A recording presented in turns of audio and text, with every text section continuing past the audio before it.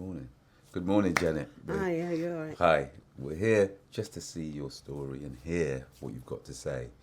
So, before all this started, can you just tell everybody how your life was as an individual? Yeah. I was just like a mother bringing up my children, Yeah. It wasn't easy. Sometimes I was on benefits, sometimes I'd get a job, and, but I was steadily away. I had, you know, no more problems than any ordinary, single mother at that time. And, yeah, my kids were growing up healthy and we had a close relationship and things. So, yeah, and And how did you feel about the government and the police and other institutions? well, because we had been brought up in care, and so I'd already come across, like the institutions. But at that time, I just thought it was something that had happened when I was a child and in care, and now that I was able to make my own decisions in life and things like that, that I've got away from it all. Okay. So when you first found out about your brother, obviously it must have been really traumatic. But how did you feel that, where did you feel that support was going to come to help you as an individual? When I first initially found out on that lot, my first reactions was to like scream and shout. And then the fear factor came in because something inside me told me something went right. Just the way that was being treated, I just felt something was the matter. And I really didn't know at that time who was going to help me and who was going to support me or what I was going to do. And, I tried to get in touch with Amnesty International, but they said they only dealt with multiple deaths and things like that. So I was very, very isolated and, I really didn't know where it was going to come from. I just didn't know. Okay. Well, I was fortunate enough to be in the Fire Brigade Union and obviously the trade union movement, and we helped you on that first step. How did you feel when obviously the trade union got behind you? Because we pushed you into that conference, and obviously I know you never had no training or anything, and to go and speak in front of hundreds of people, it's not easy. No. I felt as if I had an army behind me, to say the truth. But, I mean, of course, I was really, really nervous and scared. And, I probably didn't get everything in the right order when I was talking about things and a bit confused. And I was sweating all the time. And, I didn't feel very confident in what I was saying and stuff. But then what really kind of filled me with kind of hope and strength is when you bought all my T-shirts and all the DVDs and all the music CDs and that lot, and then you booked a hotel for me and made sure that I got really nice meals and stuff like that. And then on the second day, you all came down in all these black T-shirts with Justice for Christopher Alder on, and it just looked like a load of ravens or something. All just, and I just I felt so kind of overwhelmed. I was, and I felt it made me feel better. It made me feel as if I had support, and I've got all these big men here, these firefighters and that, supporting me. It was a good feeling, definitely. That was good, and that was one of the important things, because it's like the trade union movement understands that there's individuals, and when you have to go up against police, state, or institutions like this, you need that type of level of support. So obviously on your journey, you started to have some support. There was a lot of momentum, you was getting quite a lot of TV coverage. So how did your journey carry on from that point once you it started to move? Yeah. I mean, because, you can see I lived, away from everybody. So part of me is quite private, as a person. But I did feel a bit exposed that I was getting all this attention, and it wasn't about anything good that I'd done. It was about something so awful and that. So that kind of made me withdraw with it, within myself at times. But as things went along, because I knew that I had support, it gave me a bit more confidence to come out and to stand up and speak. And I didn't know anything about trade unions or anything. I didn't even know what they did, or I weren't part of a union or anything. And I didn't. It made me realise just how strong people are when they're together, and it encouraged me to move on. And I think campaigns do need that kind of support. It's because if I'd have been on my own, they'd have just picked me off. Yes. They would have just picked me off, and everything had been forgotten about. But they were probably watching me, who I was speaking to, and things like that. Now, to think that such an organisation as the FBU were there. It was like a bit of a safety valve for me as well. How do you feel the fact that there has been a number of deaths in the UK at the hands of the police, but you are probably one of the only ones who had an official apology from the Chief Constable and the government? There's so many have gone by the wayside. How do you feel as an individual that you've done something that many have not done? Yeah, I mean, a lot of people say that, but when you're coming from the position where I'm coming from, of course, because of the lies that they've told me and the revelations that I've had, through it, of course, it just feels like empty words. It's hard to accept that it's empty words. And when we went to after going to the European courts, nobody came to me. The government never came to me. This apology was written, to Liberty, but nobody actually come to me and said, look, Miss Alder, we're really, really sorry, or they never, it wasn't like an acknowledgement. So it would on paper, but I also thought to myself, well, okay then, now you've acknowledged it, what are you going to do about it? Yeah. And I thought, well, you hadn't done nothing about it. You just told everybody for your own benefit that you're sorry. Yeah, but you're not prepared to do anything about this thing that you've acknowledged is wrong. So I was unable to move on. Yeah, because it's only with acknowledgement and apology, with the apology and action, that you can really kind of move on. Something. So obviously we've had what's happened with George Floyd. How did that make you feel as an individual after what you've been through? And now what would you tell his family, because obviously that has had an impact worldwide. Oh, yeah. But what would you tell his family about going up against an institution like the police? You see, what I experience is it's not just a personal thing. Once something like that happens and it's so visible for people to see, you then quickly realise that this is not just about you and your family, but this is about other people. It's about trying to prevent it happening to other people and trying to make people aware, do you know what I mean, of what's going on. And all I can say to the family is carry on, because you need to, how can you live in a society and allow something like that go on and then have children or grandchildren and not being able to protect them?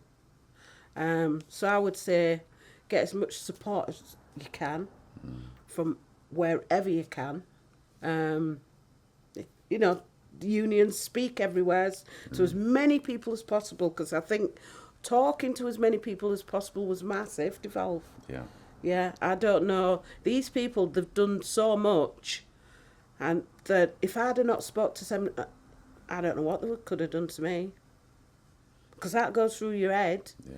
And I think I would just say to the family, carry on. Yeah, and don't give up. Okay. So for you, obviously, this has been such a long journey, and it's obviously taken toll on you. What would it need for you to say, look, I've done everything I can. I need to bring this to a conclusion so I can move on with my life. What would it take?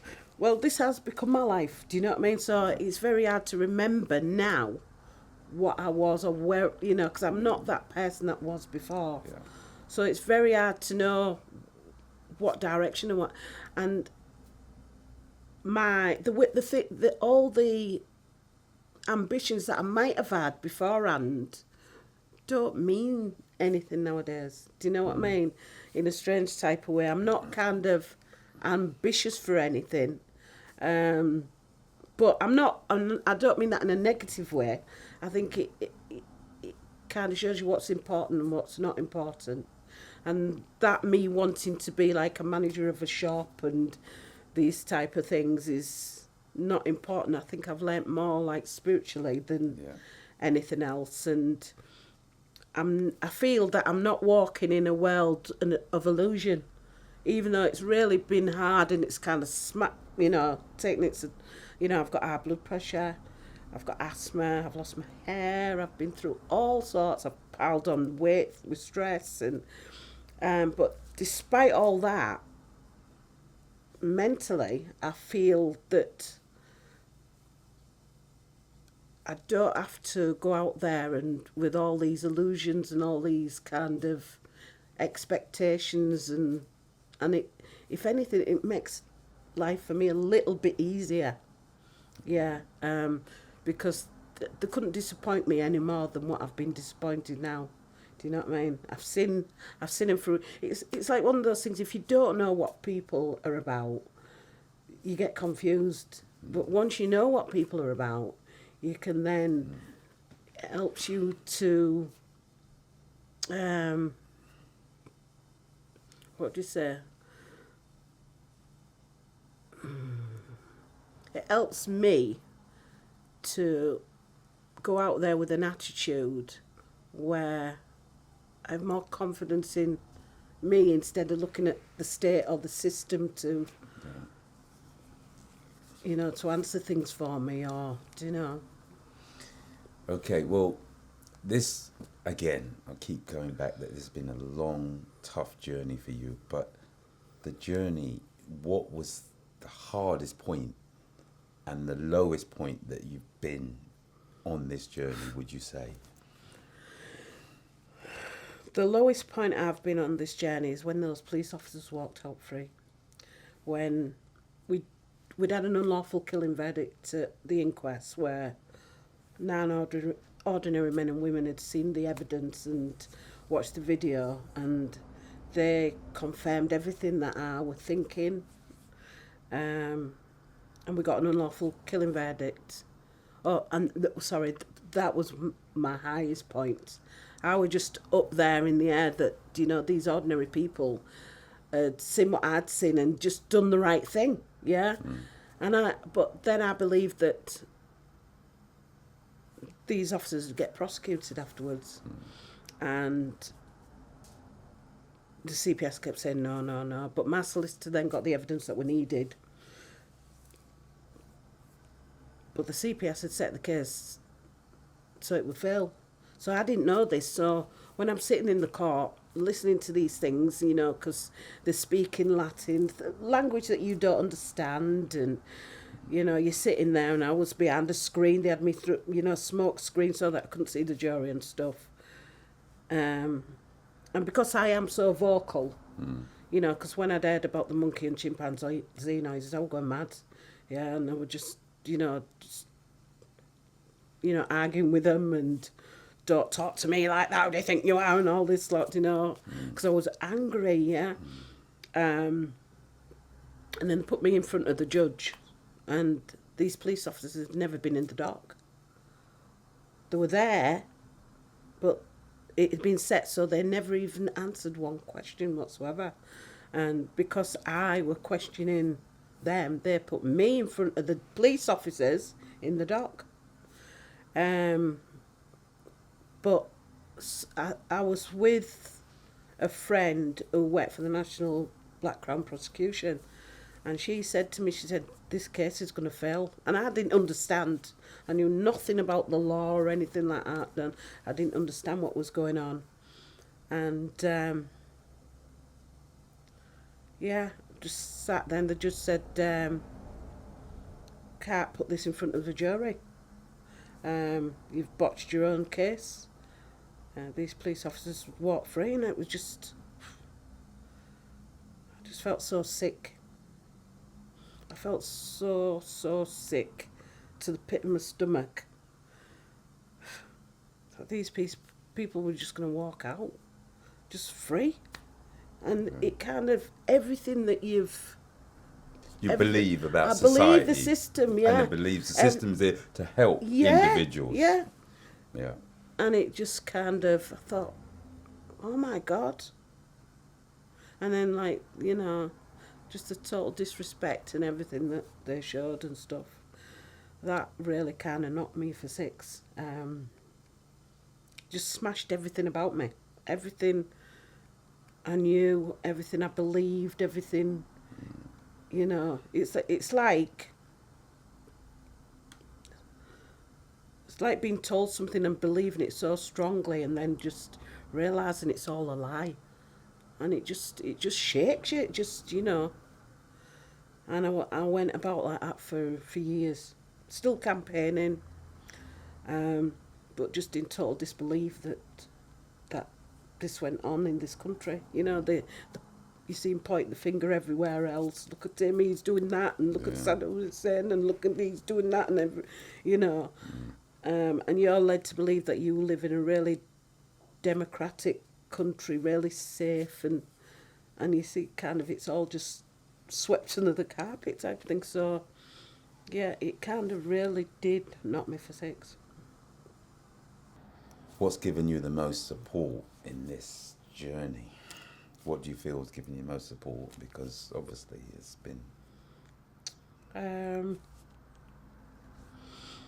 In what respects? What do you mean? Well, in all the respects of everything that's happened, obviously you've been there and you're right in the front, but obviously you've got to have people behind you. And who do you feel and what do you feel that's given you the most support for you to carry on this journey? Yeah, I've had Andy and Maggie there, you know, they've been from the camp, who helped me start the campaign. Yeah. And the thing is, I've not had much kind of negative backlash to me, to my face and things like that.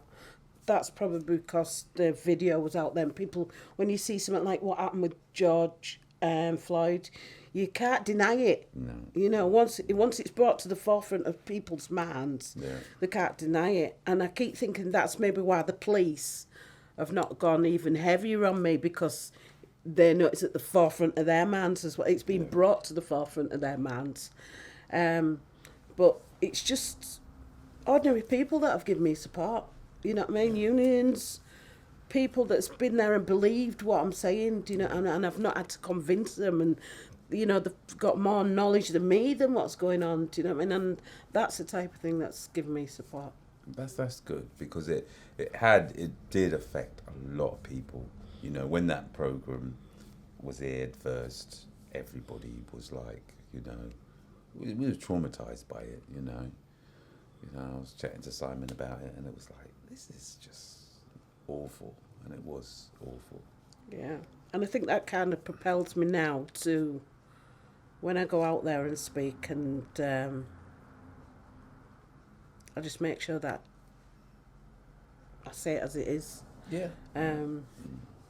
And, you know, they've never come back with any counter-arguments or, you know, oh, Miss Alder, do you know, I think you're just going on a bit too much now, and do you know what I mean? It didn't happen like that, or, you know, there's been no counter-argument or anything. So, so I just make sure that I say it as it is, and not bothered now about, you know, I don't bother about them the same as what I used to. I still get scared every now and then, because I'm more scared of myself, I think. I'm more scared of me, you know, because I I don't have like a cut-off point that way, and I think it's that. But I'm hoping, because we're going to, after the European court case, we're prepared to leave it like that, yeah? But they came to me with the evidence about me being spied on. They came to me with the evidence about Chris. So it's not that at that time I was looking for any more. I was saying to myself, right, I'm going to see if I can get a little job, get myself back into work and things like that. But then it was revealed to me that Christopher's body was in the mortuary. It was revealed to me that I'd been spied on, even though I'd known I'd been getting spied on. So they kind of triggered it off again, not me. And I thought, well, sometimes things come out, well, definitely when it's unexpected, because I didn't expect, so yeah. So just to like round things up, what type of support would you like from individuals, peoples, trade unions or whatever for you to carry on this campaign? Yeah, well, as I say, I need to raise some funds for my book. I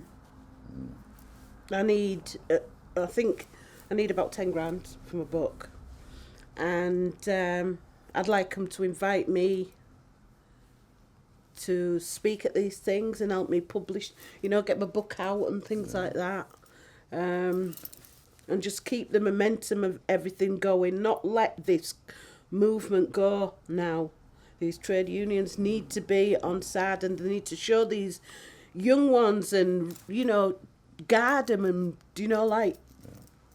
because get them to join these unions and, give them some encouragement and to keep going and stuff. And that's what I'd like to see.